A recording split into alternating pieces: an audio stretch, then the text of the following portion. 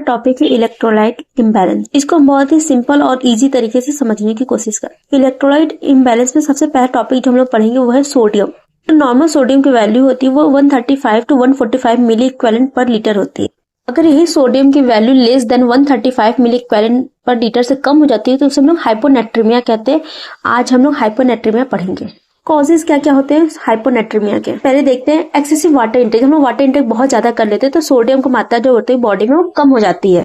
Diuretics specially थायाजाइड्स होता है, वो क्या करता है कि सोडियम और जो क्लोराइड होता है उसके रीअब्जॉर्प्शन को ब्लॉक कर देता है डिस्टल ट्यूब में। इससे क्या होता है सोडियम को बहुत ज्यादा लॉस होने लगता है, जिसकी वजह से हाइपोनेट्रीमिया होता है। इसके अलावा सोडियम को बॉडी से बहुत ज्यादा एक्सक्रीशन हो रहा है, लाइक बहुत ज्यादा डायफ्लोरेसिस, मतलब बहुत ज्यादा स्वेटिंग हो रही है, वोमिटिंग हो रही है, डायरिया हो रहा है, या फिर जो एल्डोस्टेरॉन होता है उसका सिक्रेशन कम हो जाए। जो एल्डोस्टेरॉन होता है वो वाटर और जो सोडियम का रिटेंशन करवाता है। जब उसका बॉडी में लेवल कम हो जाता है इससे क्या होता है सोडियम बहुत ज्यादा लॉस होने लगता है।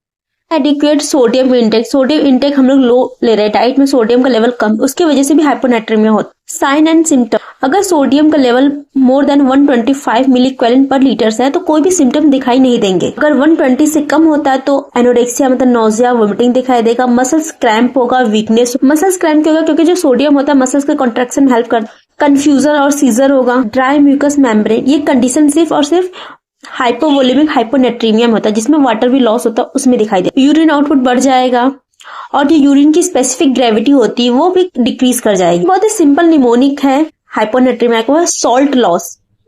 एस फॉर स्टूपर क्यों होता है? हमें पता है जो सोडियम होता है वो एक्स्ट्रा सेलुलर ऑस्मोलरिटी को मेंटेन करके रखता है। उसका वाटर तो न्यूरॉन्स और ग्लियल सेल में मूव करने लगता है, जिससे क्या जो सेल ब्रेन सेल्स होते हैं वो स्वेल कर जाते हैं। इससे क्या होता है इंट्राक्रैनियल प्रेशर इंक्रीज करता है और जो मेंटल एक्टिविटी होती है वो इम्पेयर्ड हो जाती है, जिसकी वजह से लिथार्जी, अनकॉन्शियसनेस और स्टूपर जैसे कंडीशन दिखाई देती है। लास्ट स्टेज में इंसान कोमा में भी जा सकता है।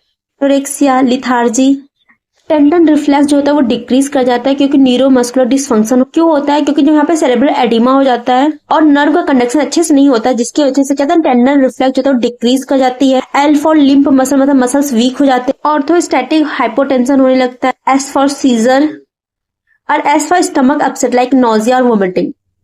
मैनेजमेंट ऑफ हाइपोनेट्रीमिया, सबसे पहले है सोडियम रिप्लेसमेंट करेंगे, आईवी एनएस और फिर ओरल सॉल्ट देंगे। इसके अलावा अगर neurological symptoms like seizure, coma अगर दिखाई दे तो हम 3% NaCl तुरंत आईवी स्टार्ट कर देंगे।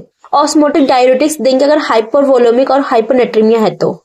इसके अलावा वाटर रेस्ट्रिक्ट करेंगे।